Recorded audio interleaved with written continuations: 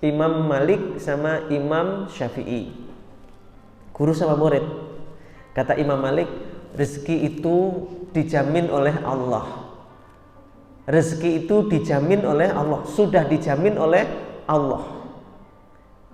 Kata Imam Syafi'i, kalau pendapat saya kok nggak gitu ya guru? Menurut saya rezeki itu harus diikhtiarkan, harus diusahakan.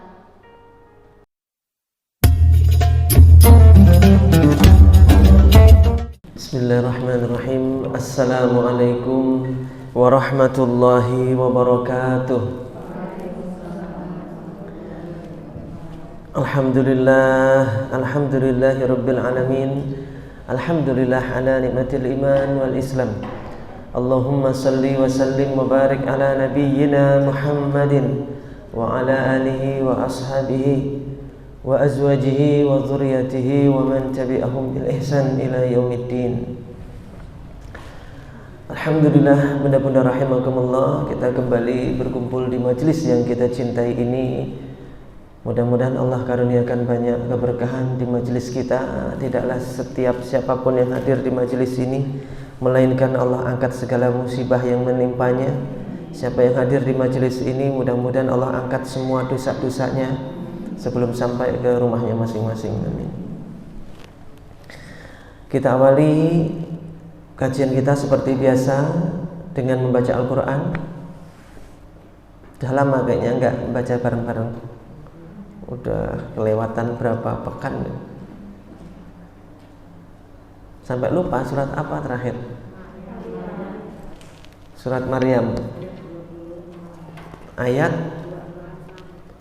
iya ya, saya tuh pernah menyampaikan video tentang kelahiran Nabi Isa itu ya, Ibu Maryam malah lupa ya.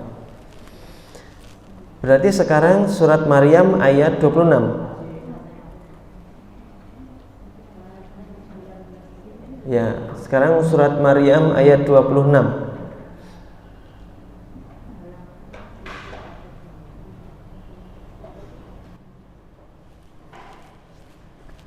Surat ke-19, surat Maryam ayat ke-26. Surat ke-19, surat Maryam ayat ke-26. Kita awali dengan membaca Ummul Kitab Al-Fatihah. A'udzu billahi minasy syaithanir rajim. Bismillahirrahmanirrahim.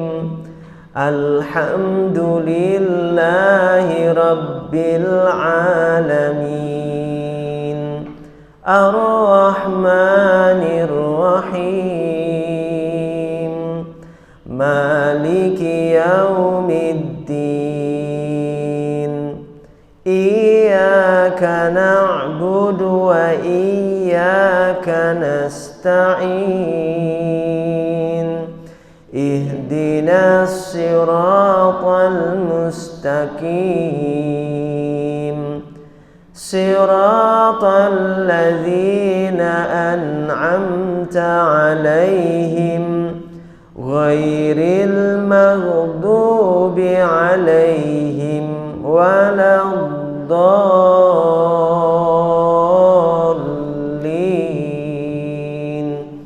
Amin. Seperti biasa saya baca dulu, lalu setelah saya selesai jenengan mengikuti bacaan saya. Bismillahirrahmanirrahim.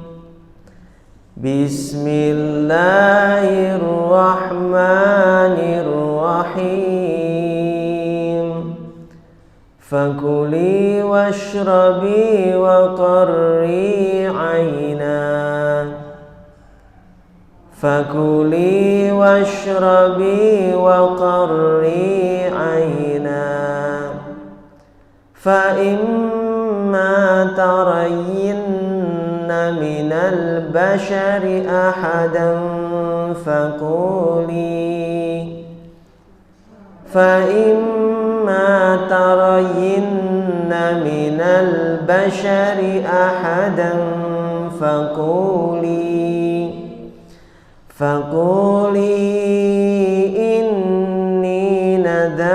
للرحمن صوما فقولي إني نذرت للرحمن صوما إني نذرت للرحمن صوما فلن أكلم اليوم إنسيا إني نذرت للرحمن صوما فلن أكلم اليوم إنسيا فأتت به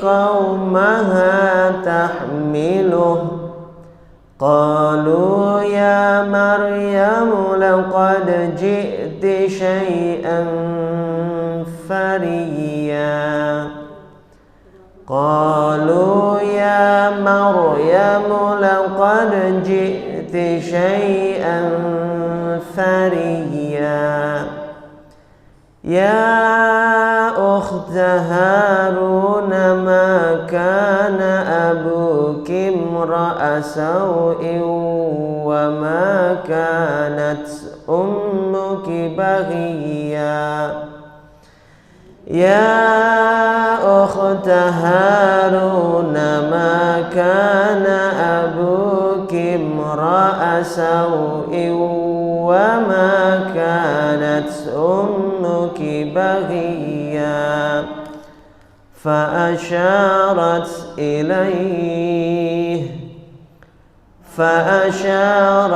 إليه قالوا كيف نكلم من كان في المهد صبيا قالوا كيف نكلم من كان في المهد صبيا قال إني عبد الله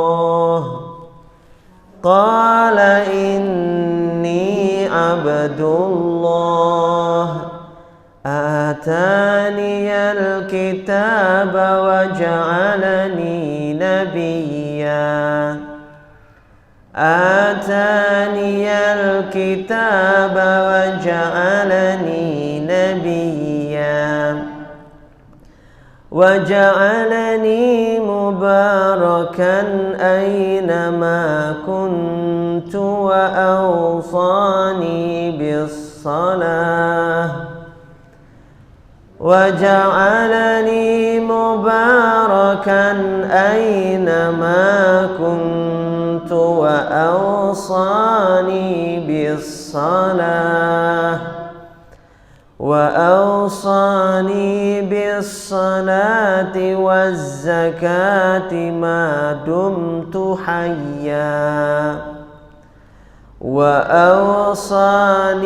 بالصلاة والزكاة ما دمت حيا وبرا بوالدتي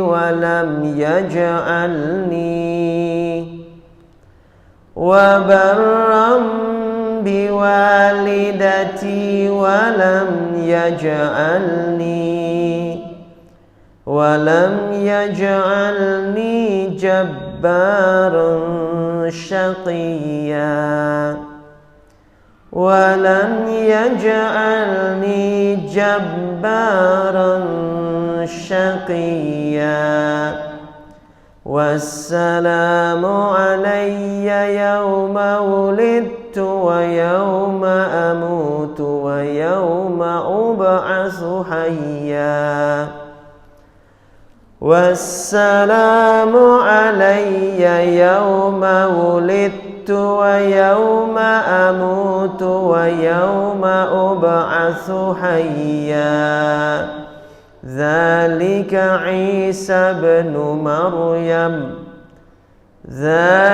عيسى بن مريم قول الحق الذي فيه يمترون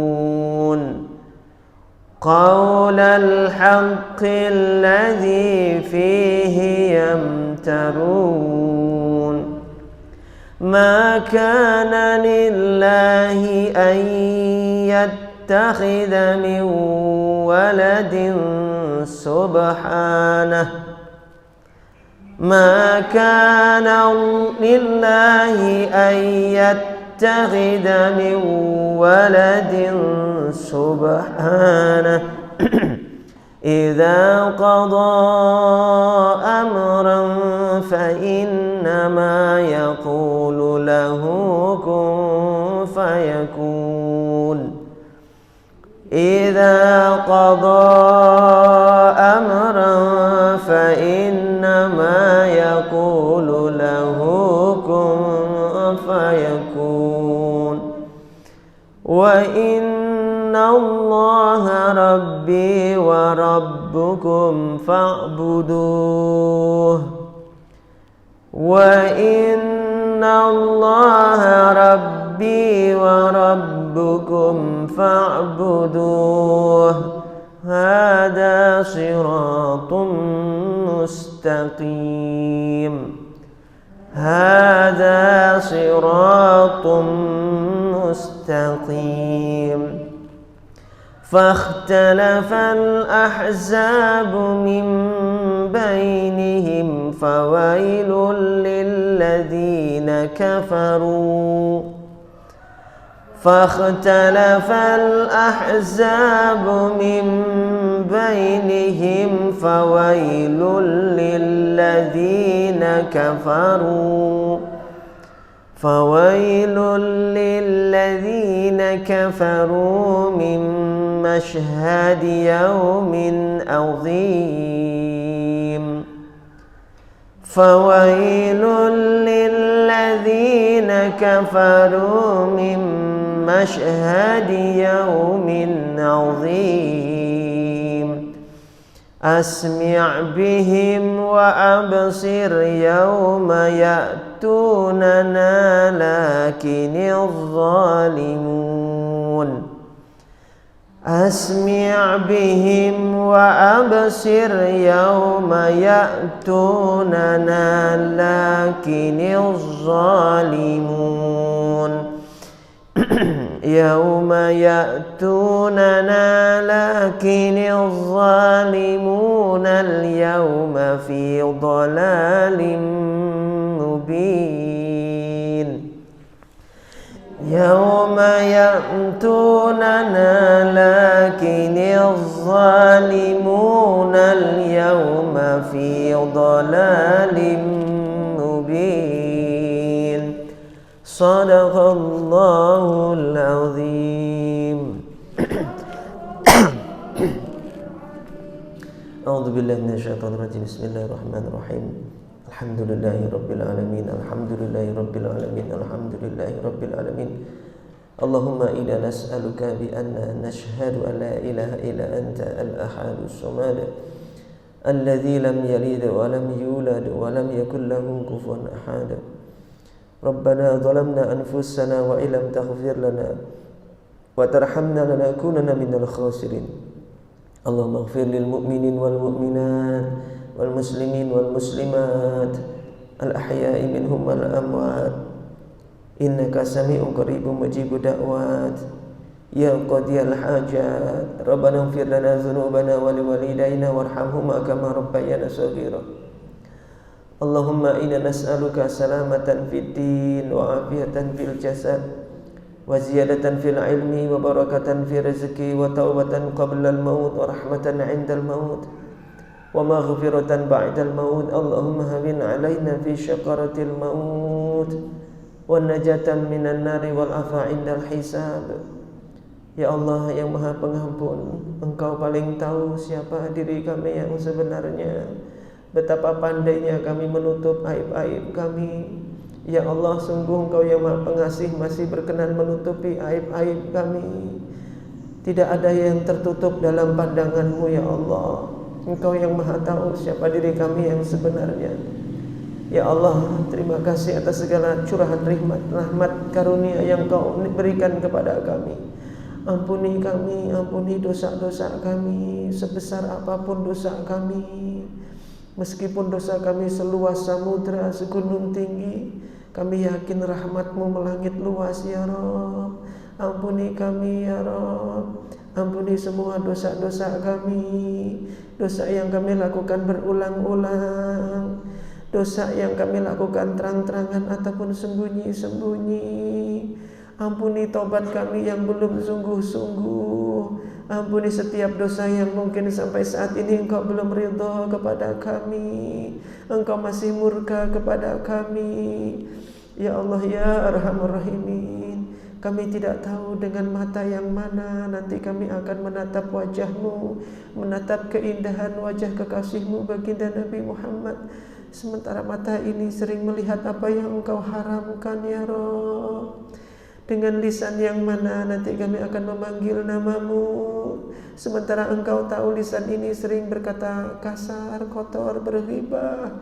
Ya Allah ya Arhamar Rahimin, ampunilah semua dosa-dosa kami. Ampuni ibadah-ibadah kami yang banyak cacatnya, ibadah yang banyak kurangnya, solat yang belum khusyuk. Ampuni kami zikir yang hanya sebatas di lisan kami. Ampuni dosa-dosa kami ya Rabb, ibadah-ibadah kami yang masih centang perenang ini ya Rabb.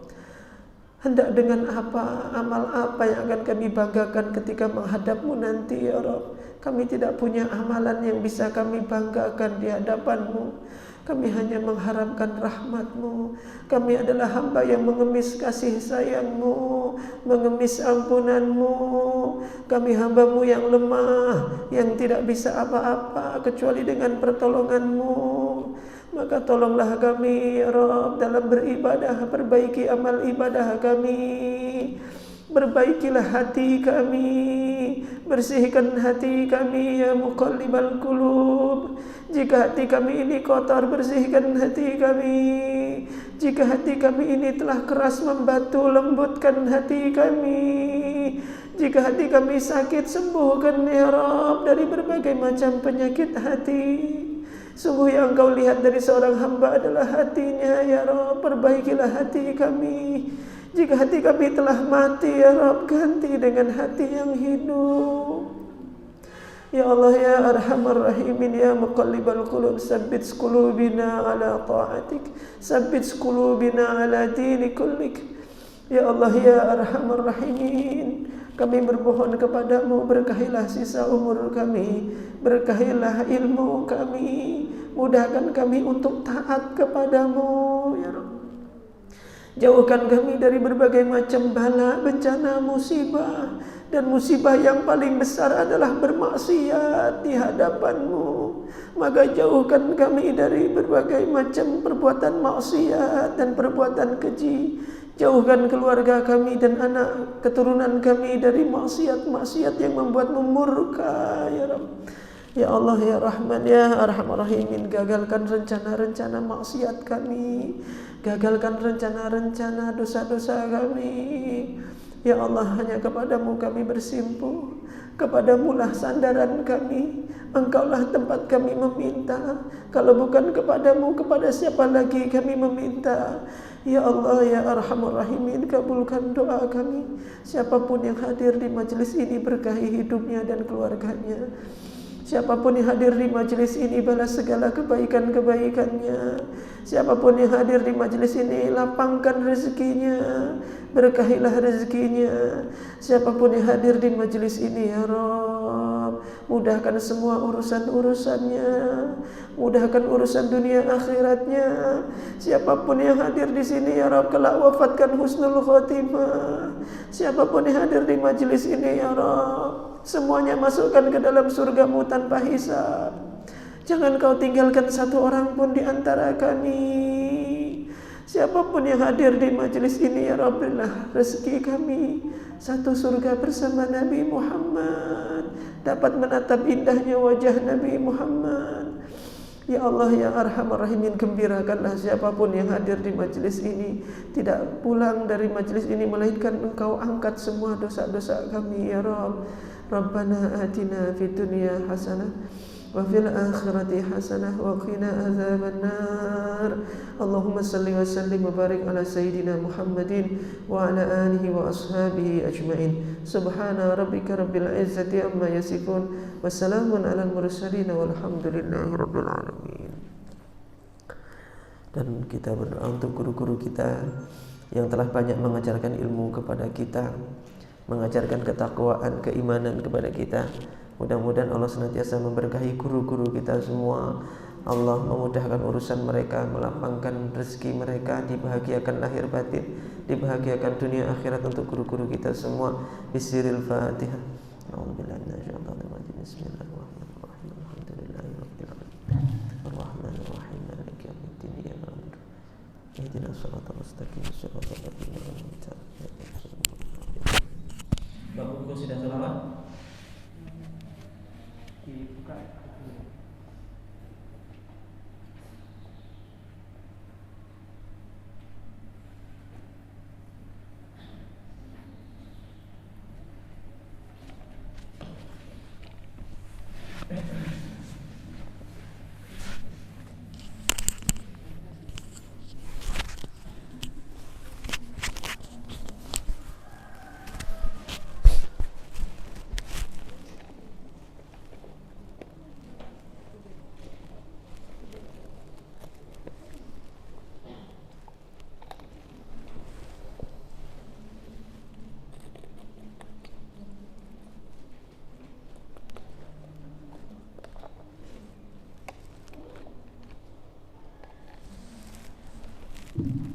Saya itu ada qasidah sholawat di buku ini yang belum pernah kita baca ya. Tahu nggak lagu yang mana? Kita baca hari ini ya, insyaallah. Halaman 22. Judulnya Ya Rasulullah. Ini belum pernah dibaca kayaknya.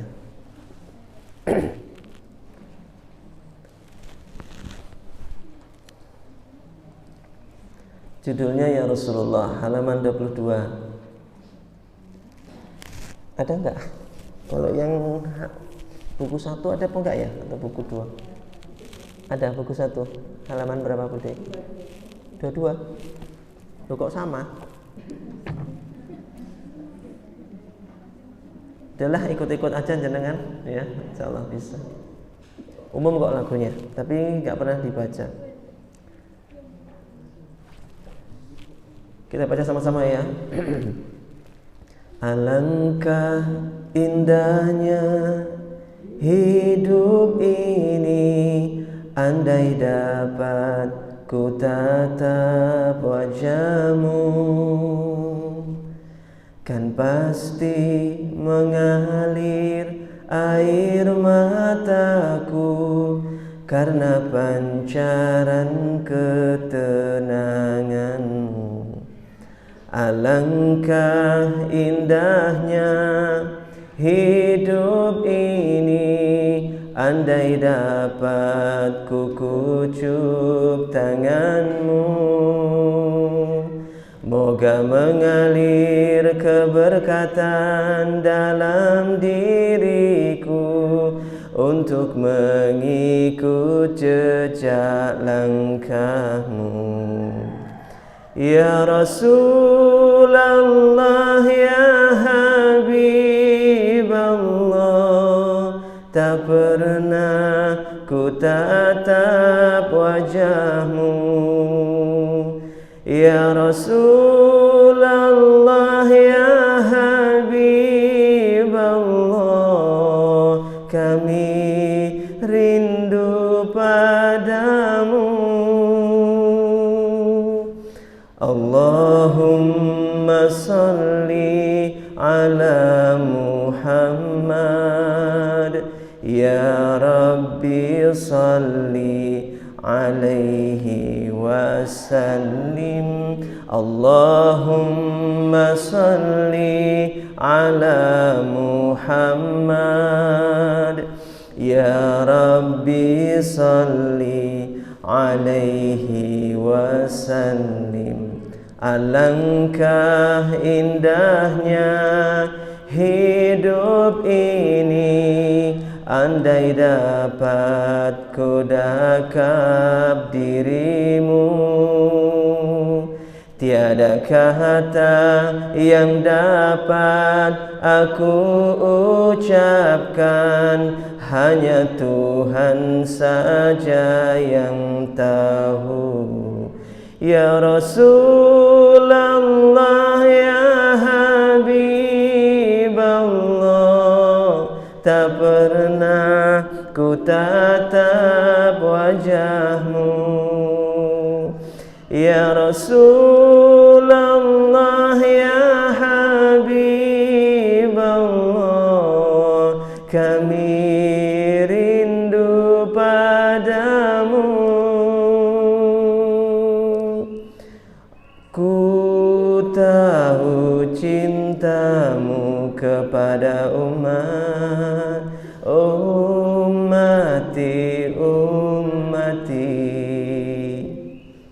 Ku tahu bimbangnya kau tentang kami, syafaatkan kami.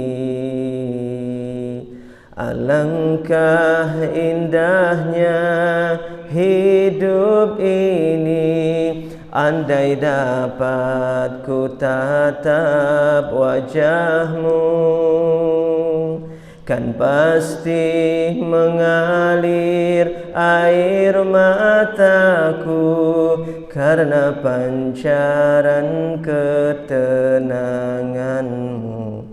Ya Rasulullah, ya Habiballah, tak pernah ku tatap wajahmu.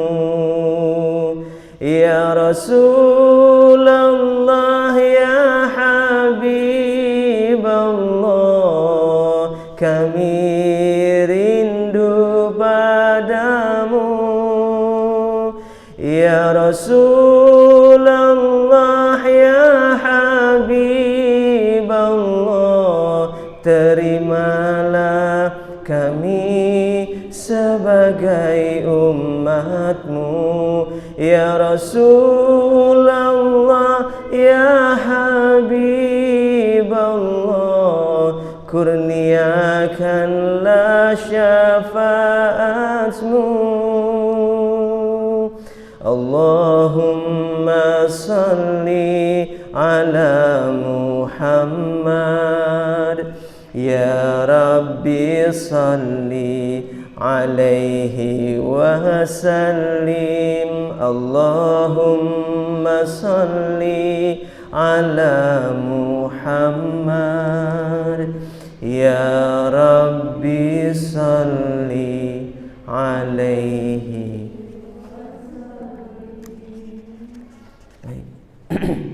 Mudah-mudahan kita termasuk umat yang nanti akan diakui oleh Rasulullah SAW sebagai umatnya.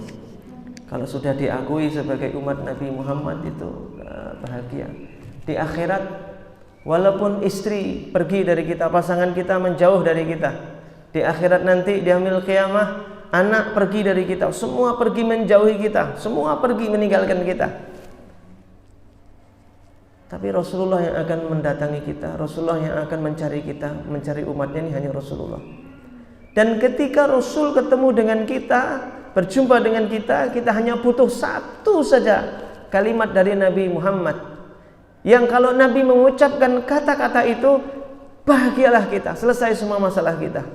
Yaitu ketika Nabi berjumpa dengan umatnya di yaumil qiyamah, lalu Nabi mengatakan, anta min ummati, kamu adalah umatku. Sudah, kalau sudah diakui sebagai umat Nabi Muhammad, selesai semua masalah. Kita akan dapat syafaat dari Nabi Muhammad, dan insya Allah akan bergandengan tangan dengan Rasulullah masuk ke dalam surganya Allah Subhanahu wa ta'ala. Mudah-mudahan kita termasuk umat yang diakui oleh Nabi Muhammad sebagai umatnya, ya. Baik, benar-benar rahimakumullah, kita masuk di buku kurikulum. kita lanjutkan tema ya. Ini selama bulan Maulid kan katanya nggak membahas tema ini, kita bahas Maulid nih tentang Nabi Muhammad. Di bawah nggak buku kurikulumnya? Di bawah ya. Di halaman 16 ya, kita buka halaman 16.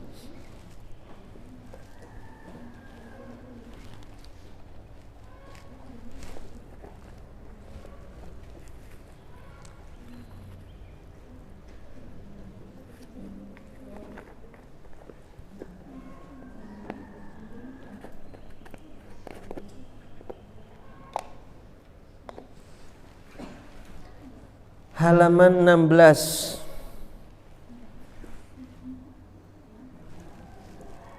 Judulnya orang-orang yang tertipu. Udah belum ini ya? Oh sudah. Udah lewat ya. Berarti halaman berapa? Oh udah sampai 18 ya.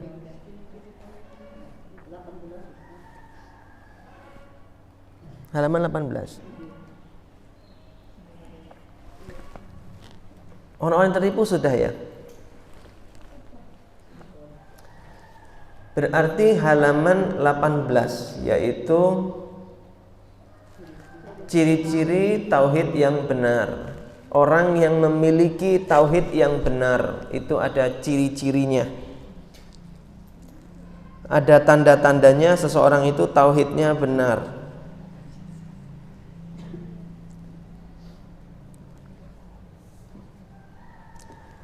Ciri yang pertama orang yang tauhidnya benar adalah orang yang tawadhu, mengenalkan diri di hadapan Allah Subhanahu wa taala. Maksudnya apa?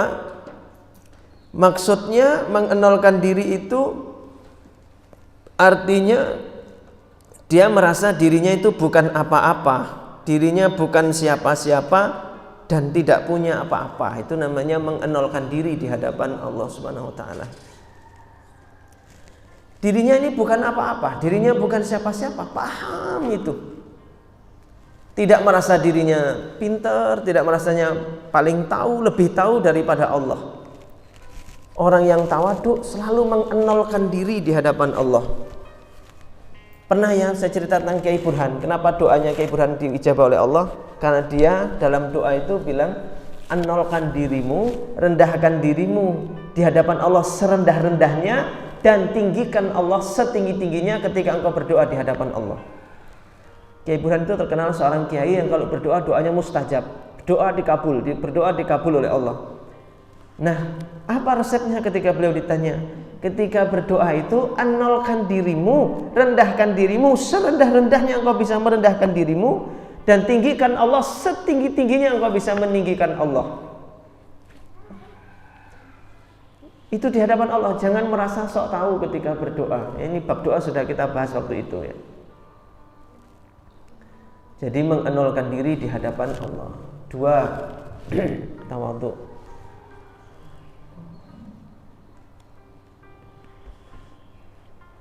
Tenang dengan jaminan rezeki Allah. Ini yang kedua, tenang dengan jaminan rezeki Allah. Jadi kita itu kadang gini, tenang itu kalau uang di depositonya banyak, di tabungannya, di saldonya banyak, tenang. Tapi nek uang tinggal tipis, mulai panik. Aduh, ini mana nih? Uang tinggal sedikit, panik, mulai nggak tenang, mulai gelisah. Kalau kita gelisahnya terkait sama uang itu, berarti jangan-jangan kita ini bergantungnya kepada uang, bukan kepada Allah. Orang yang tauhidnya benar ini nggak tergantung dengan uang. Wis pokoknya tenang, walaupun uang tinggal sedikit, dia tahu namanya rezeki itu pasti akan mengejar pemiliknya. Saya ulangi, rezeki itu pasti akan mengejar pemiliknya.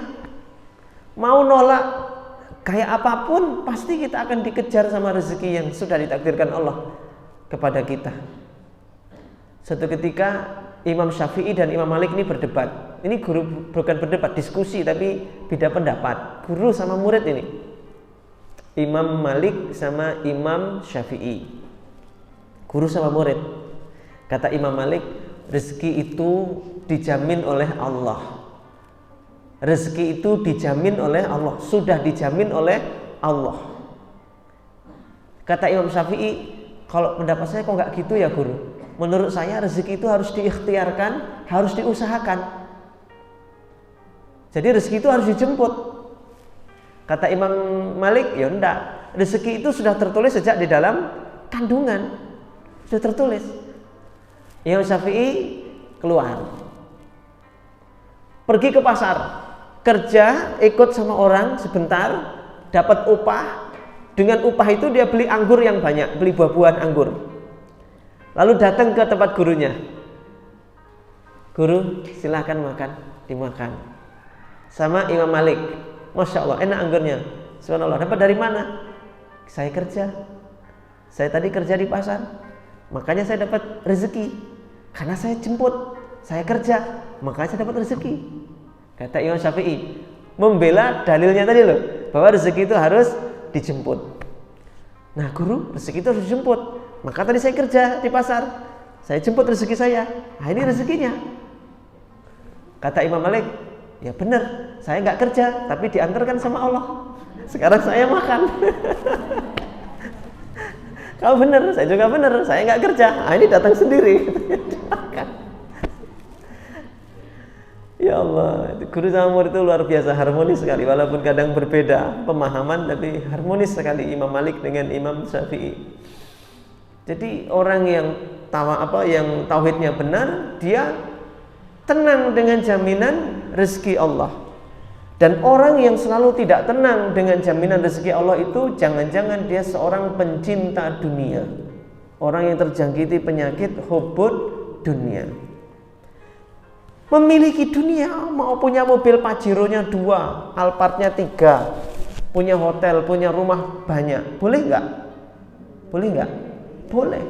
Tasnya Hermes, mereknya merek-merek mahal, sepatunya merek, boleh nggak? Boleh. Punya dunia itu boleh, yang nggak boleh hubud dunia, mencintai dunia. Punya dunia itu boleh, yang nggak boleh hubud dunia. Maka kalau kita naik kendaraan yang bagus, yang mewah, naik mobil yang bagus, itu yang naik biarlah badan kita, hatinya jangan ikut naik. Kalau hati kita ikut naik di mobil itu, bawaannya sombong. Hatinya ditinggal, badannya aja yang naik. Dan mobil itu tempatnya di garasi, masukkan aja ke garasi. Mobil jangan dimasukkan ke dalam hati. Kalau mobil dimasukkan dalam hati, di jalan, diserempet orang dikit, baret sedikit, marah-marah. Oh, picak matanya kayak marah-marah, keluar kata-kata yang enggak bener, ya kan? Itu hubud dunia, alah baret sedikit sudah marah-marah. Ya Allah, jangan sampai surga itu ditukar sama baret yang sedikit. Padahal kalau kita mau memaafkan dan bersabar, jaminannya adalah surga. Kan ciri-ciri ahli surga itu wal kadziminal ghaiz wal afina 'anil nas. Ciri penghuni surga itu dia menahan marah dan memaafkan orang lain. Itu ciri ahli surga. Makanya ada seorang teman saya itu, bapaknya itu meninggal. Sebelum meninggal, dia imam masjid, meninggalnya di bulan Ramadan 10 hari terakhir. Itu meninggalnya sakit di tempat tidur. Biasanya ngimami sholat tarawih, ini tidak kuat lagi.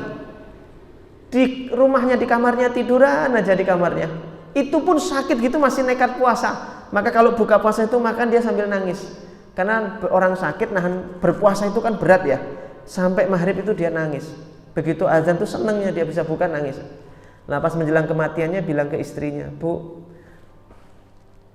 mana Iwan, saya namanya Iwan misalnya, bukan nama sebenarnya. Bu, mana Iwan? Iwan dipanggil. Wan dipanggil bapak, kata bapaknya, Wan ambilkan Al-Quran. Si Iwan buru-buru ngambil Quran, bapaknya udah tiduran tuh. Di 10 hari terakhir, malam Lailatul Qadar ini. Ini Pak Qurannya. Wan, coba kamu di samping bapak, kamu baca surat Yasin, bapakmu dengar surat Yasin. Begitu Iwan ini baca Yasin sampai selesai, sampai innama amruhu idza arada syai'an ay yaqula lahu kun fayakun. Sampai selesai itu bapaknya bilang, cukup Pak, cukup. Pamit bapaknya. Allahu Akbar, meninggal. Meninggalnya itu Masya Allah bisa gitu. Maka pertanyaan saya ke teman saya ini si Iwan, Wan, bapakmu punya amalan apa? Kok bisa meninggalnya gitu? Saya mau niru, saya pengen niru bapakmu. Dia bisa meninggal kayak gitu kan, berarti orang pintar dia ini. Karena Nabi bersabda, Iqra'u suratul Yasin inda kulli mautikum. Bacalah surat Yasin di samping orang yang mau mati. Bapaknya itu tahu dia mau mati, sehingga pengen dibacakan surat Yasin. Loh kok bapaknya tahu dia mau mati? Orang soleh itu kalau mau mati, malaikat datangnya permisi mengucapkan salam. Surat An-Nahl ayat 36. Kalau nggak keliru ayat 36 atau 32, 36 kayaknya. Allah berfirman, alladzina tatawaffahumul malaikatu thayyibina yaquluna salamun alaikum. Yaitu orang-orang baik, orang-orang saleh yang akan dicabut nyawanya, diwafatkan oleh para malaikat. Malaikat datang mengucapkan salamun alaikum. Malaikat aja datang mengucapkan salam. Mungkin bapaknya Iwan tadi sudah dengar salamnya malaikat, berarti dia sudah mau mati. Dan dia ingat hadis Rasul, bacakan surat Yasin di samping orang yang mau meninggal. Makanya luar biasa, ini orang soleh. Lalu saya tanya, Wan, bapakmu punya amalan apa? Saya pengen niru, biar meninggalnya bisa kayak bapakmu. Dijawab, bapak itu punya satu amalan diakui semua anak-anaknya. Semangat saya, bismillah, tak nirulah, tak niru. Bapak itu seumur hidupnya tidak pernah marah. Langsung dingkluk saya, abot. Seumur hidup bapak nggak pernah marah. Hebat nih, kok angel lagi, kok angel. Wes semangat tadi, udah optimis lah mau niru gitu. Kok angel gitu. Potnya gak pernah marah. Nah terus ibu ngomel-ngomel, kalau ibu marah lagi ngomel, bapak itu enggak jawab, bapak cuma diam nunduk aja, enggak jawab. Ibu ngomel-ngomel, bapak enggak jawab. Mungkin kalau istrinya ngelempar tutup panci, ditangkap, hop, dah ditaruh. Enggak dibalas, enggak jawab, sabar. Duh, orang kok bisa enggak pernah marah. Tapi memang begitu ayatnya. Ciri ahli surga itu bisa menahan amarah. Dan Rasul mengatakan, la takhdhab walakal jannah. Jangan marah, kamu masuk surga nanti. Kuncinya itu jangan marah, nanti kamu masuk surga. Bagimu surga. Saya bilang ke Iwan, Wan, cobalah amalan yang lain ada nggak? Saya tak niru yang lain kalau ada. Tetap optimis toh, pengen niru. Nggak bisa amalan yang ini, paling nggak niru amalannya yang kedua. Katanya ada amalan bapak yang kedua, yang khas. Wah, semangat lagi saya. Gak bisa, pertama paling enggak, yang kedua. Apa yang kedua? Bapak itu khasnya tidak makan sebelum istri anaknya makan. Innalillahi wa inna ilaihi. Tidak makan sebelum istri anaknya makan. Soyo apot. Tambah berat. Saya mau kapan lapar di luar udah gak tahan ya cari mie ayam. Senengannya mie ayam, cari mie ayam. Dia kok bisa? Aduh, susah. Ya wis lah, nyoba yang pertama lagi. Latihan. Hidup ini latihan. Nahan amarah. Tenang dengan jaminan rezeki dari Allah Subhanahu wa taala. Maka tadi ya, orang yang tauhidnya benar pasti tidak terjangkiti penyakit hubud dunia. Apa ciri orang yang cinta dunia? Apa cirinya orang yang kesemsem sama dunia? Apa cirinya orang yang kesetrum sama dunia? Ciri-cirinya yang pertama, mereka itu menjadikan segala ibadah diniatkan untuk nyari dunia. Itu ciri yang pertama. Ibadah niatnya cari dunia, apapun niatnya cari dunia. Sholat dikaitkan dengan dunia. Sholat duha biar kaya, sedekah biar lancar rezekinya. Semua dikaitkan dengan dunia. Saya mau tanya, Kira-kira sholat duhanya kita sama sholat duhanya para sahabat Nabi, itu istiqomah siapa? Para sahabat. Khusyuknya sholat duha kita dengan khusyuknya para sahabat, khusyuk mana? Khusyuk sahabat. Tapi nyatanya para sahabat banyak yang susah, banyak yang kiri, banyak yang melarat, banyak yang miskin di antara kalangan para sahabat. Kenapa dunia itu selalu ibadah dikaitkan dengan dunia? Ibadah kita itu tidak ada hubungannya dengan dunia. Allah, maksud saya gini, Allah tidak membagi dunia dengan banyak-banyakan ibadah. Saya ulangi, Allah tidak membagi dunia kita dengan banyak-banyakan ibadah. Kalau mau banyak-banyakan ibadah kita sama Abu Dzar Al-Ghifari nggak ada apa-apanya. Abu Dzar Al-Ghifari sahabat Nabi, ahli ibadah. Tapi Abu Dzar adalah sahabat yang paling miskin. Itu Abu Dzar. Gak ada apa-apanya. Kalau orang ibadah yang paling banyak itu yang paling kaya, kenapa orang Islam yang banyak beribadah kalah kaya sama orang-orang Cina yang orang kafir? Harusnya orang kafir yang gak mau beribadah kepada Allah itu yang paling miskin. Tapi enggak nyatanya. Kenapa sahabat-sahabat Nabi yang ahli ibadah, ahli sholat, tahajudnya lama, duhanya, kenapa sahabat Nabi yang seperti itu tidak banyak yang kaya-kaya, malah banyak yang miskin? Karena Allah membagi rezeki tidak berdasarkan banyak-banyakan ibadah. Tidak berdasarkan itu. Karena itulah Syekh Abdullah bin Mubarak pernah ditanya oleh seseorang, "Ya Syekh Abdullah bin Mubarak," ini kalangan tabi'in. Syekh Abdullah bin Mubarak ini pernah ketemu para sahabat-sahabat Nabi, belajar ilmu kepada para sahabat Nabi, tapi nggak sempat ketemu Nabi karena Nabi sudah meninggal. Jadi mereka sempat ketemu sahabat, tapi nggak sempat ketemu Rasulullah, namanya tabi'in. Beliau ditanya, "Ya Syekh Abdullah bin Mubarak, apa," katanya, "ayat Al-Quran yang paling atau surat apa dalam Al-Quran yang membuat para sahabat itu menangis? Atau apa amalan Al-Quran ketika Al-Quran dibaca yang mana ketika para sahabat itu menangis?"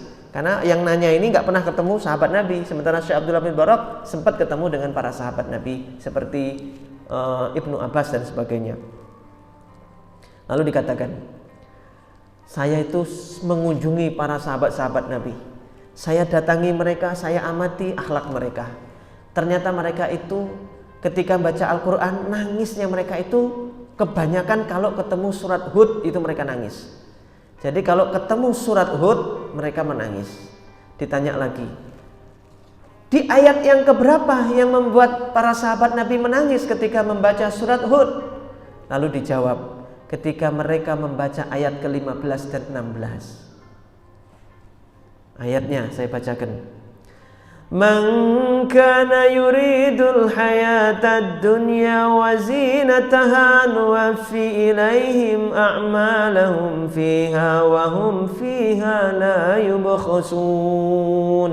Ayat 15. "Barang siapa yang menghendaki kehidupan dunia dan gemerlapnya dunia, pasti kami akan berikan balasan penuh atas amal mereka itu, atas pekerjaan mereka di dunia dengan sempurna dan tidak dikurangi, serta mereka tidak akan dirugikan." Jadi siapa yang bekerja, beramal untuk dunia dan gemerlapnya dunia, dikasih sama Allah. Makanya ada orang istilah, "Benar tuh Ustadz, itu teman saya pengusaha itu rajin sedekah makanya dia kaya. Itu teman saya juga rajin sholat tahajud makanya kaya." Orang itu akan dikasih sama Allah sesuai dengan niatnya. Innamal a'malu binniyat wa innamal likulli imri'in ma nawa. Akan mendapatkan persis dengan yang diniatkannya. Tidak dirugikan kata Allah, tidak dikurangi sedikit pun dari bagiannya di dunia. Tapi ayat 16 ini yang bikin meleleh. Apa ayat 16?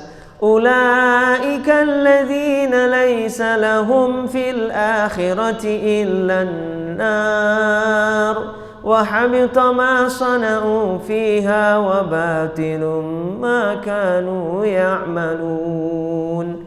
Itulah orang-orang yang tidak memperoleh di akhirat apapun kecuali neraka. dan sia-sialah di sana apa yang telah mereka usahakan di dunia, dan terhapuslah apa yang telah mereka kerjakan. Makanya sahabat Nabi itu kalau seperti Abdurrahman bin Auf, satu ketika makan kurma, agak gede kurmanya itu, dia nangis. Abdurrahman bin Auf makan kurma sambil nangis. Lalu ditanya, "Ya Abdurrahman bin Auf, apa yang membuatmu menangis?" "Saya ingat Nabi itu gak pernah makan kurma segede ini." Nangis itu karena ingat Nabi gak pernah makan kurma sebesar ini. Maka dia nangis.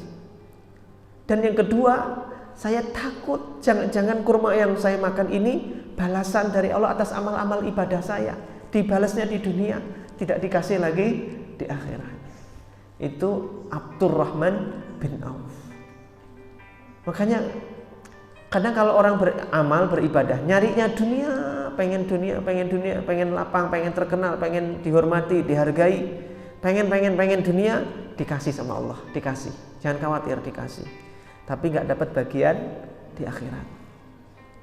Kita sedekah itu untuk mensyukuri apa yang sudah Allah berikan kepada kita. Karena pemberian Allah jauh lebih banyak daripada apa yang sudah kita sedekahkan. Betul. Sedekah kita ini baru seberapa dibandingkan karunia Allah, belum ada apa-apanya. Itu ciri yang pertama. Pencinta dunia itu dia beramal, beribadah, tapi diniatkan untuk nyari dunia. Sholat duha itu untuk apa? Untuk mensedekahi ruas-ruas tulang yang Nabi mengatakan dalam tubuh kita itu ada 360 ruas tulang dan harus disedekahi. Dan bagi kalian cukup 2 rakaat sholat duha itu sudah mewakili mensedekahi 360 ruas tulang yang diberikan oleh Allah SWT kepada kita. Jadi maknanya demikian, bahwa kita beribadah bukan untuk cari dunia, tapi untuk cari akhirat.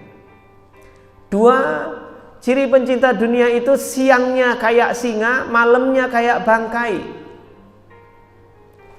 Siangnya dia beribadah mati-matian, bekerja mati-matian seperti singa. Siangnya itu kerja, tapi malamnya tidur aja kayak bangkai, tidak bangun sama sekali.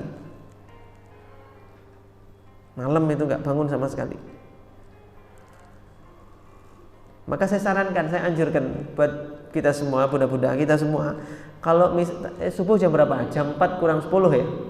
Azan subuh jam 4 kurang 10. Jenengan kok bangun jam 4 kurang 1/4. Waktunya tinggal berapa menit? 5 menit. Untuk tahajud cukup enggak? Enggak cukup, karena harus ke kamar mandi dulu. Kamar mandinya aja 7 menit. Malah minus 2 menit. Terus gimana? Maka begitu kita bangun dari tidur kita, wah tinggal 5 menit lagi subuh. Enggak cukup ini. Angkat tangan berdoa. Ya Allah, aku memohon kepadamu di malam hari ini, meminta kebaikan seperti yang diminta orang-orang soleh yang bangun malam hari ini tahajud. Dan aku minta perlindungan kepadamu dari orang-orang soleh yang minta perlindungan kepadamu dari hal tersebut, dari sesuatu yang orang-orang soleh pada malam hari ini berdoa minta dilindungi dari hal tersebut kepadamu. Bisiril Fatihah, al-bajal Fatihah. Insya Allah sudah dianggap orang yang bangun malam. Ya, kalau nggak hafal doanya, ya Allah doa saya idem sama orang-orang soleh yang bangun malam hari ini. Gitu aja. Idem sama mereka. Oh, telat kok piye. Al-Fatihah terus. Daripada sudah bangun nggak doa sama sekali, nggak tahajud sama sekali, nggak witir sama sekali, mendingan doanya idem aja. Ya Allah doaku saya idem sama mereka. Dah kepepet. Jadi beda antara dunia sama rezeki, itu sesuatu yang berbeda. Orang tuh kadang siang kayak singa, malam kayak bangkai. Ngejar dunia mati-matian. Dunia itu bunda berbeda sama rezeki. Wah, udah hampir 9:30 ya. Dunia ada orang 4 kategori. Ada 4 kategori manusia dalam masalah rezeki. 1, ada orang yang dunianya dilapangkan, tapi rezekinya sempit. Perhatikan ini, ada orang dunianya lapang tapi rezekinya sempit. 2, ada orang yang rezekinya lapang tapi dunianya sempit. 3, ada orang yang dunianya lapang, akhiratnya lapang. Kemudian kita semua dibeginikan ya, dikasih dunia lapang, rezeki lapang. Ada orang yang dunianya sempit, akhir rezekinya juga sempit. Siapa mereka? Kita bahas. Pertama, ada orang yang dunianya lapang, rezekinya sempit. Saya ada teman naik pesawat kelas bisnis, di sampingnya direktur BUMN, orang kaya nih, sampingnya orang kaya, direktur BUMN. Pramugari datang di pesawat ngasih makanan, dapat makan. Teman saya tewal makan. Bos sebelahnya ini, direktur BUMN ini yang diajak kenalan ini tidak makan, cuma ngeliatin makanan aja tapi nggak makan. Ditanya sama teman saya, Pak, maaf ya Pak, monggo di dahar makan, gak enak saya makan sendiri. Kenapa Bapak nggak makan? Kolesterol dek, kolesterol. Saya punya penyakit jantung nih, kalau makan ini bahaya nih, bisa kumat saya. Dunianya dilapangkan, tapi rezekinya disempitkan oleh Allah. Rezeki itu kan apa yang kita makan dan apa yang kita infakkan, itu rezeki. Jadi ada orang dunianya lapang tapi rezekinya sempit. Dunianya dikasih oleh Allah, akhiratnya nggak dikasih. Ada yang begitu. Dunianya lapang, rumahnya mewah, banyak, mobilnya keren-keren, tapi rumah tangga nggak bahagia. Anaknya nakal-nakal semua, nggak bisa diatur. Hidupnya banyak dengan masalah. Itu orang yang lapang dunianya tapi sempit rezekinya. Dua, ada orang yang rezekinya lapang, sempit dunianya. Memang dia kemana-mana hanya naik sepeda ontel. Memang rumahnya juga masih ngontrak.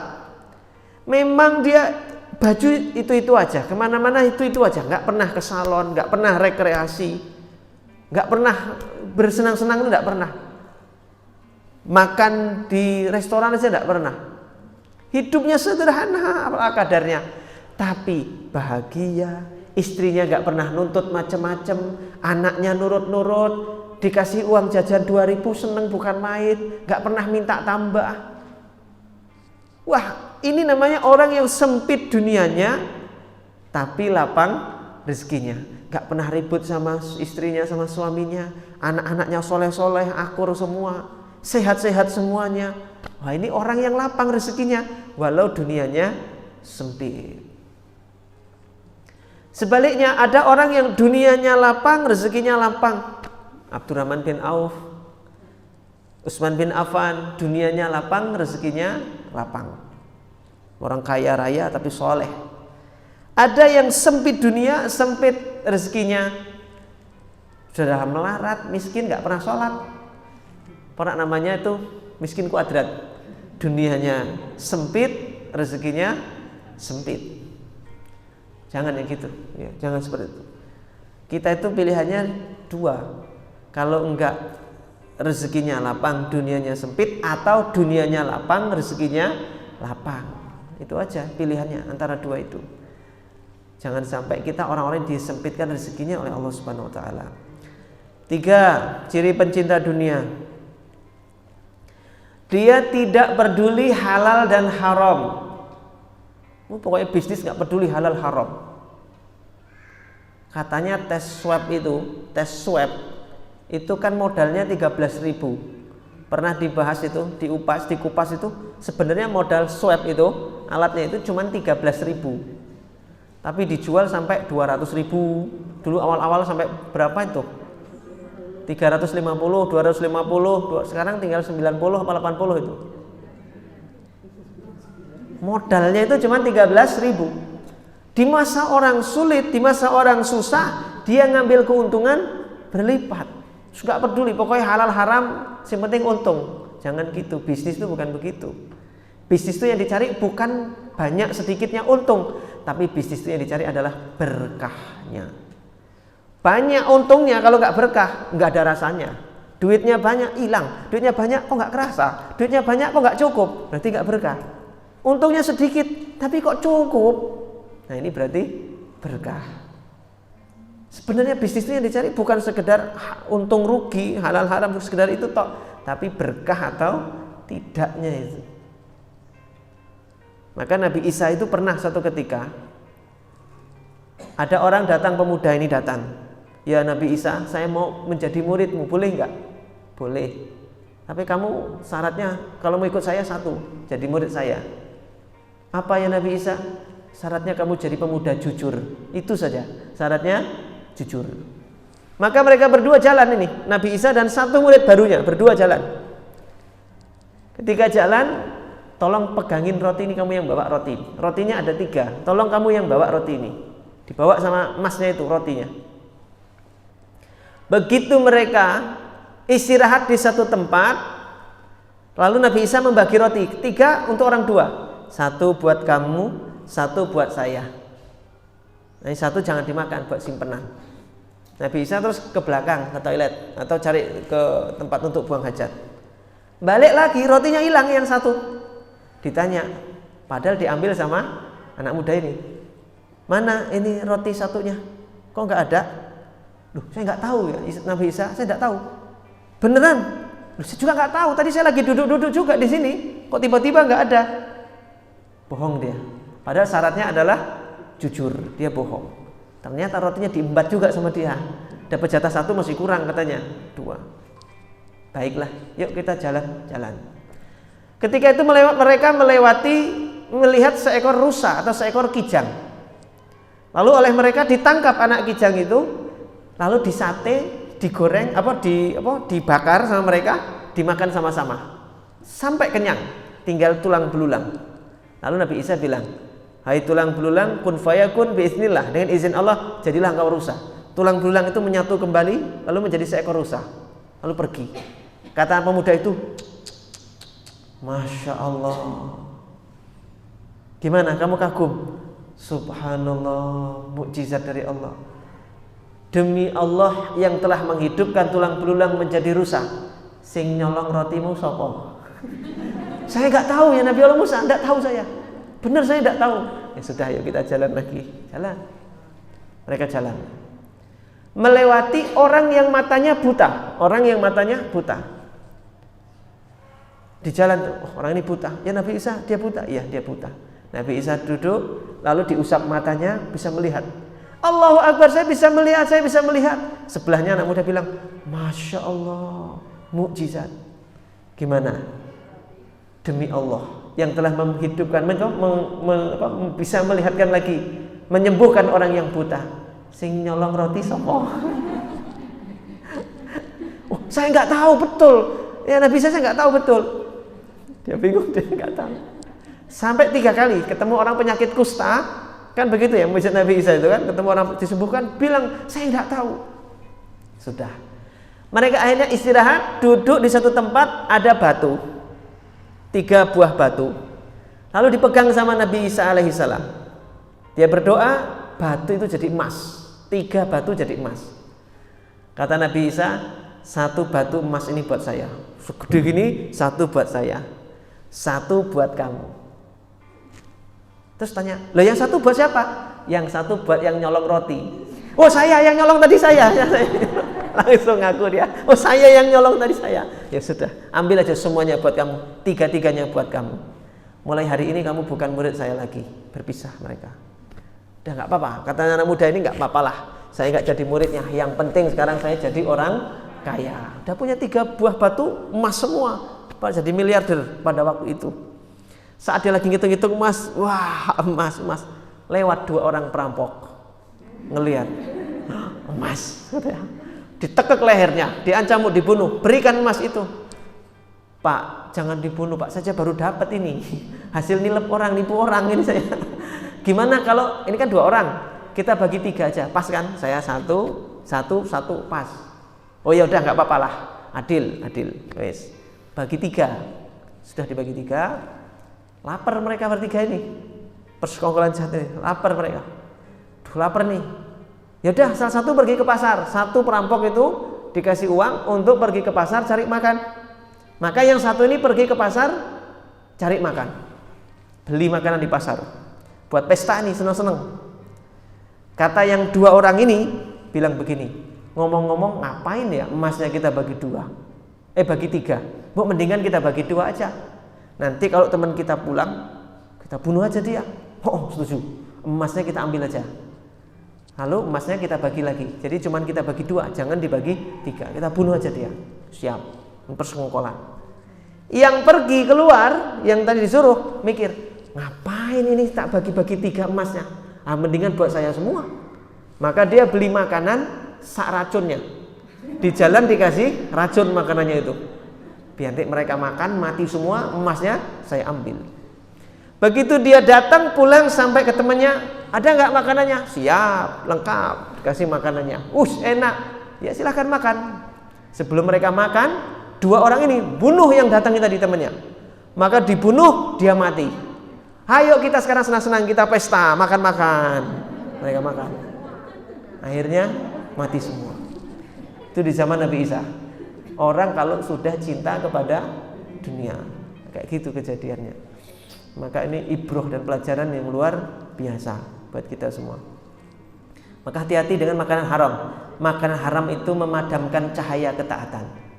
Saya ulangi, makanan haram itu memadamkan cahaya ketaatan. Kalau di rumah ini makanannya haram, hasil dari usaha haram, anak ini kok sulit untuk taat kepada orang tua, sulit untuk diajak beribadah, sulit untuk taat kepada Allah. Jangan-jangan ada makanan haram di rumah, atau kemakan makan haram itu di anak-anak kita, sehingga memadamkan cahaya ketaatan padanya.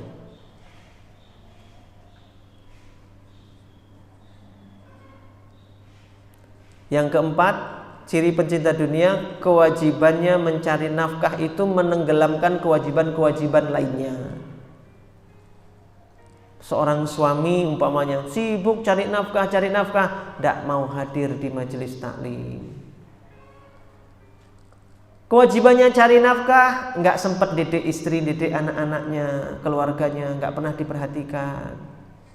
Setiap diajaki taklim, bapaknya, Pak ayo taklim, enggak bapaknya sibuk banyak kerjaan. Emangnya dikiranya yang ikut taklim itu pengangguran semua? Bapak-bapak yang ikut hadir di pengajian itu ya punya pekerjaan. Nah ini ciri pencinta dunia. Yang terakhir, yang kelima, ciri pencinta dunia itu ibadahnya jadi berantakan dan keteteran demi mencari dunia. Ibadahnya menjadi berantakan dan keteteran karena mencari dunia. Baik.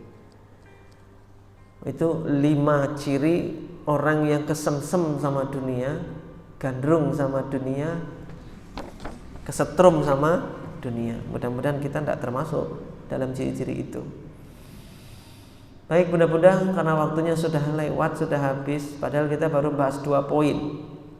Insyaallah pekan berikutnya kita bahas poin yang ketiga, 4, 5, dan kalau waktu sisa kita akan membahas ke materi yang berikutnya ya, yang 3 ayat perintah tapi 1 kesatuan, itu halaman 19. Insyaallah kita lanjut ya, nggak apa ya? Nggak harus selesai hari ini toh, biar pinisirin ya, biar pinisirin datang lagi.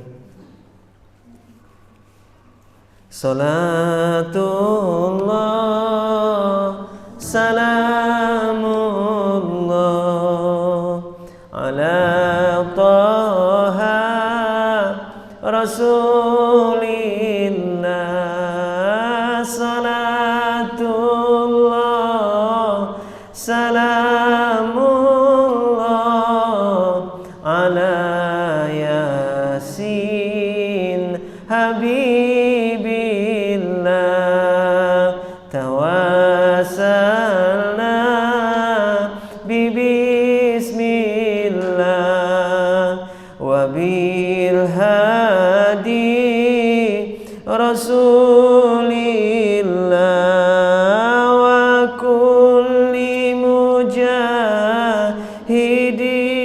lillah bi ahlil badri ya Allah.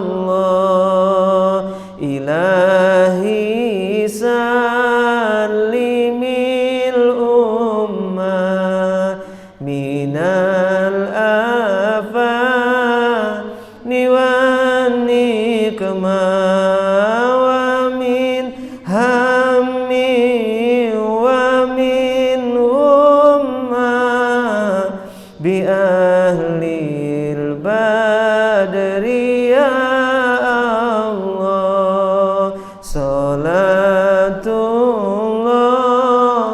salamullah ala Taha Rasulillah, salatullah salamullah ala Yasin Habibillah. Baik, saya rasa cukup sekian bunda-bunda untuk persiapan yang mau ikut ke Temboro. Yang belum transfer silahkan transfer ke panitia. Yang saya juga ada titipan amanah nanti Bude, saya titipkan. Ada beberapa jamaah yang nitip ke saya. Mudah-mudahan kita semua dipanjangkan umurnya hingga sampai ke Temboro, ke Museum Rasul SAW. Belum, sudah pernah sana ya? Banyak kan belum ya? Nanti kalau kita ke sana, kita akan melihat fisiknya Rasulullah yang melekat pada Rasulullah. Seperti rambut-rambut ini fisiknya, bagian dari fisiknya Rasulullah. Rambutnya Rasulullah, janggutnya Rasulullah, jenggotnya Rasulullah, darahnya Rasulullah, tongkatnya yang biasa dipegang Nabi Muhammad, sendal yang melekat di kakinya yang mulia. Nanti kita akan melihat di sana. Ya, mudah-mudahan hakikatnya kita datang ke Temboro itu bukan bersenang-senang. Hakikatnya kita itu adalah berkunjung ke Rasul Sallallahu Alaihi Wasallam, mendatangi Rasul Sallallahu Alaihi Wasallam. Karena itu luruskan niat kita. Kita datang ke sana karena kerinduan kita kepada Rasul Sallallahu Alaihi Wasallam. Dan kalau kita di sana nanti perbanyak sholawat dan berdoa kepada Allah Subhanahu Wa Taala. Karena sebaik-baiknya doa salah satunya adalah berdoa di samping dengan sesuatu yang dicintai oleh Allah. Rasul mencintai sendalnya, maka sendal itu dicintai oleh Allah. Rasul sangat cinta dengan tongkat yang dipakainya, maka pasti Allah pun mencintai tongkatnya Nabi Muhammad. Ada rambutnya Rasul, ada jenggotnya Rasulullah. Dan itu adalah bagian dari fisik Nabi Muhammad yang dicintai oleh Allah. Maka banyak berdoa kepada Allah, mudah-mudahan di sana doa-doa kita diijabah oleh Allah Subhanahu wa taala. Demikian, kalau ada pengumuman silahkan nanti diumumkan kepada jamaah yang lain. Billahi taufiq wal hidayah. Mohon maaf, terima kasih atas kehadiran semuanya para jamaah. Assalamualaikum warahmatullahi wabarakatuh.